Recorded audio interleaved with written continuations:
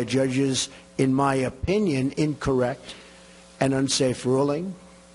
Our administration is working night and day to keep you safe, including reporters safe, and is vigorously defending this lawful order. We're issuing a new executive action next week that will comprehensively protect our country. So we'll be going along the one path and hopefully winning that. At the same time, we will be issuing a new and very comprehensive order to protect our people.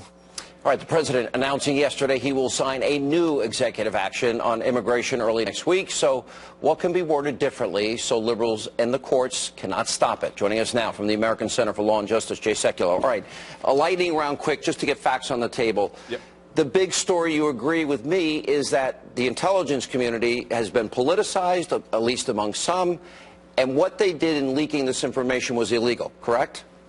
Absolutely illegal, and almost becomes a soft coup in a sense because of the leaks that have taken place, which violate federal law, a felony. Okay, and that would be the Espionage Act 18, U.S. Code 793.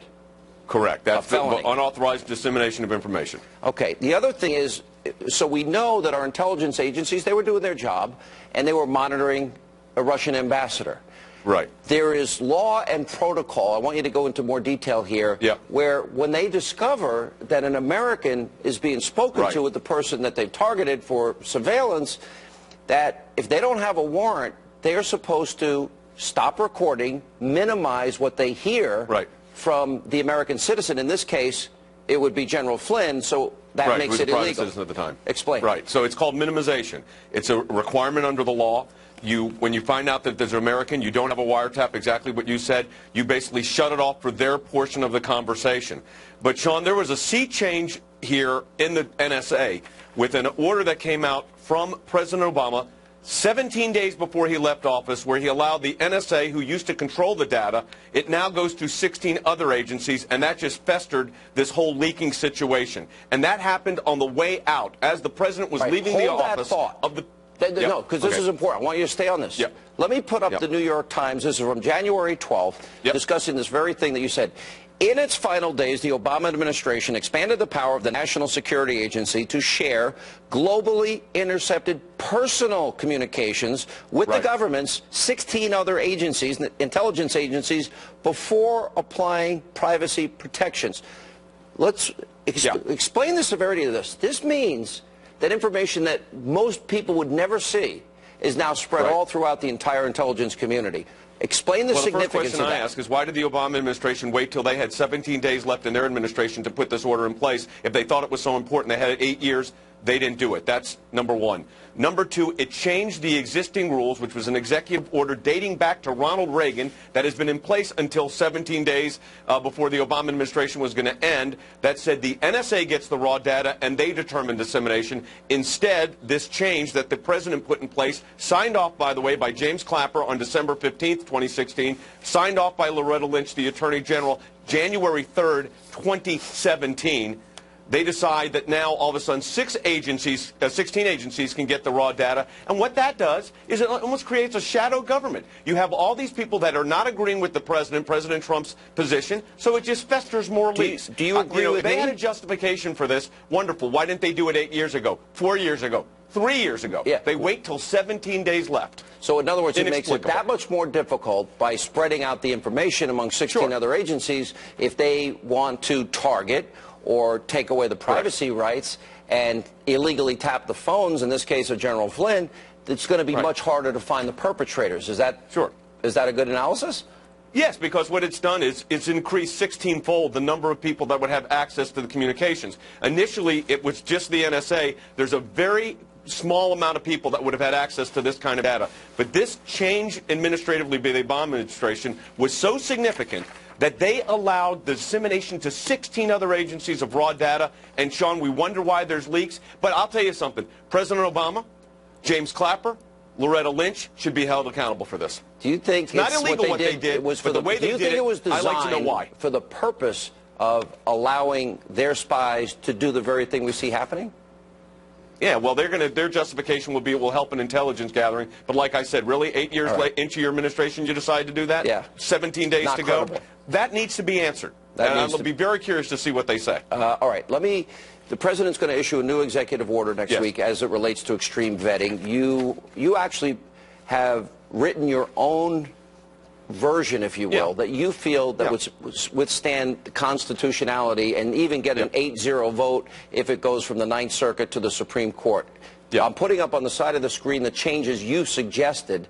Explain why they need to be put in place, and specifically why you think you could get an 8-0 Supreme Court unanimous decision if, in fact, it got there. So the one area where the Ninth Circuit went after the administration, and by the way, I think the order was constitutional. I think the Ninth Circuit was wrong. But I like cases tight.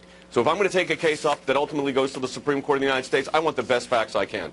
So where the White House put clearly in a White House memorandum that green card holders, visa holders would not be subject to this extreme vetting order, to the executive order, that came through the White House counsel's office. So the Ninth Circuit said, well, that's not the same as coming through an agency. It's not binding. So what we said was, put a definitive in the order itself, put the definitive language, which is right out of what the Ninth Circuit said the so-called problem was, then put a specific date so there's no question when it comes into effect. And the president has this authority, of course, as we've talked about many times. The Ninth Circuit didn't even bother to cite the law here, 1832F. They didn't even bother to, they ignored it completely. 1182. The fact is, at the end of the day here, I think this becomes bulletproof. By the way, Sean, I don't know what the Ninth Circuit will do. They may rule against it because that's where they are politically. Well, 80% rate of overturn is pretty high. I mean, that's by any standard.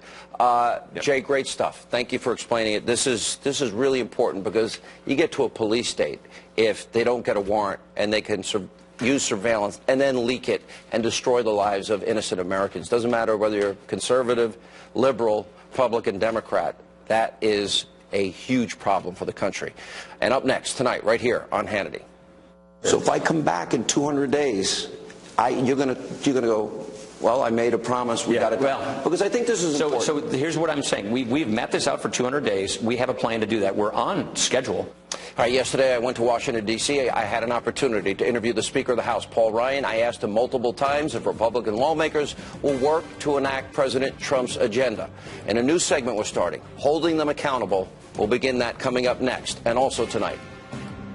When you couple a radical Islamic regime that says death to America with the weapons of mass death, then you have a much, much bigger problem.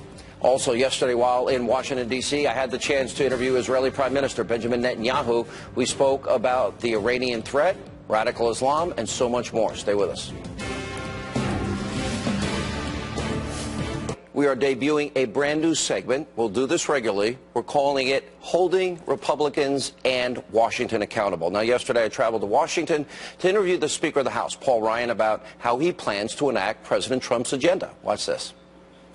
Are you telling the American people that agenda, that litany, I'll go vetting refugees, building the wall, repeal, replace, education back to the states, tax reform, all of this is going to be done in 200 days. The education part may be a little later because we're waiting for Betsy DeVos to put together her plan. So on the education thing and the welfare reform, that's going to be outside of the 200-day window. Inside the 200-day window is the regulatory reforms we talked about. It's the repeal and replace Obamacare.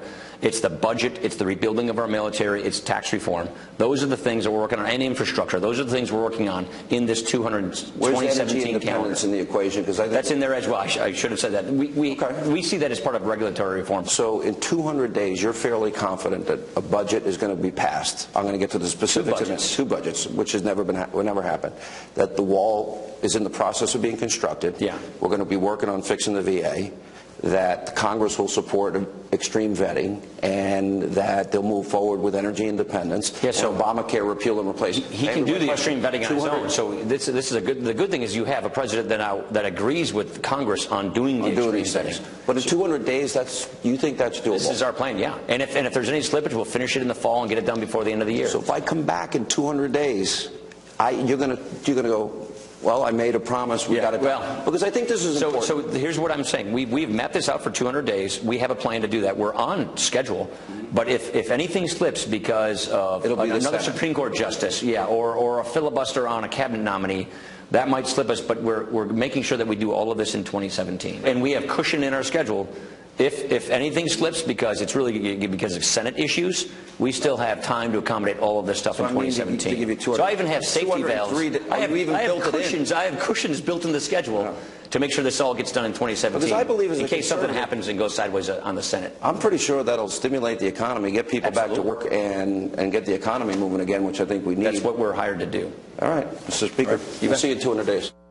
All right, here with Reaction, Fox News contributor Lisa Booth, the author of this incredible new book, love it, The Deplorables Guide to Making America Great Again, Todd Starnes, and Washington Times columnist Madison Jessidiano is with us. Good for your debut. Congratulations. Thank you. Great to be with you. All right, you were also the press secretary for the Trump inauguration at a regional level, right? Yes, I was the regional press secretary for half of the country.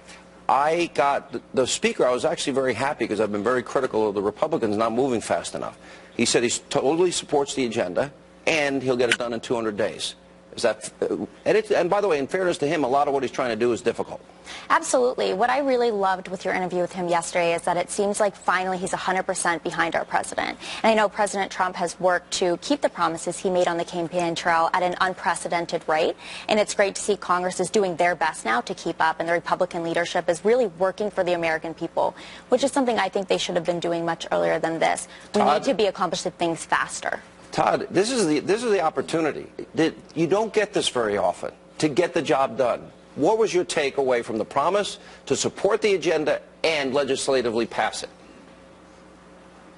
Well, Sean, I think all of us gun-toting, Bible-clinging, deplorable Americans are cautiously optimistic that the Republicans are going to do that. And the reason I say cautiously optimistic is the Republicans have a bad habit of campaigning as conservatives, but when they finally gain control, they gain power, they go a little wobbly. So I'm glad you're holding their feet to the fire here, and I do believe that Paul Ryan is going to be a helper and a friend to President Trump. Lisa, I've been very critical of Republicans. I say they're spineless, they're visionless. I was so frustrated that they never actually used their enumerated power of the purse to battle Obama. I walked away feeling a lot more optimistic after interviewing the speaker yesterday. Am I being naive, or did you feel the same thing? No, I don't think you're being naive, Sean. I mean, as you outlined in the interview, look, there are some big ticket items that are up ahead, things that this country desperately needs, whether it's VA reform, whether it's Obamacare repeal and replacement, or, things like, just getting a lot of the deregulation, a lot of these various things that we need, tax reform. All this stuff needs to get done. So I think it's important to hold Speaker Ryan's feet to the fire. But obviously, he's got only control in the House, right? So you've also got... I don't mean to, at least I'm sorry. We have a time crunch. I want to make sure I get this in. I'll start with you, Lisa. Do they do it? In 200 days, do you predict it'll be done, most of it, the legislative side? I don't know about in 200 days, but yes, and I think it's holding Majority Leader Mitch McConnell and also President Trump as well, because it's really going to take everyone to move these things forward. Todd, what do you say? Sean, as I wrote in the Deplorables Guide to Making America Great Again, it's going to be the American people who have to rise up and make sure, hold their elected leadership in Congress accountable. That's what we're trying to do in this segment. Madison? I would love to see it happen in 10 days, but I'm very concerned about the fact that we have a lot of Democrats and people in the mainstream media who are putting their political and personal interests ahead of the interests of the American people. And so I hope that we can get this accomplished in 200 days. Here's my fear. My fear is that there are going to be Republicans in marginal districts or maybe districts that Hillary won, and they're going to be a lot tougher to bring on board. It may be harder than we think, but we will hold them accountable, and we'll have this segment on a regular basis. Guys, good to see you all. Thank you for being with us. And up next tonight on Hannity. When you couple a radical Islamic regime that says death to America with the weapons of mass death, then you have a much, much bigger problem. Yesterday, while in Washington, I also interviewed the Israeli Prime Minister Benjamin Netanyahu. We spoke about the rogue regime in Tehran, radical Islam, much more. Also, we'll check in with Lou Dobbs tonight. He is here, and many, many more news stories to come on this busy Friday night edition.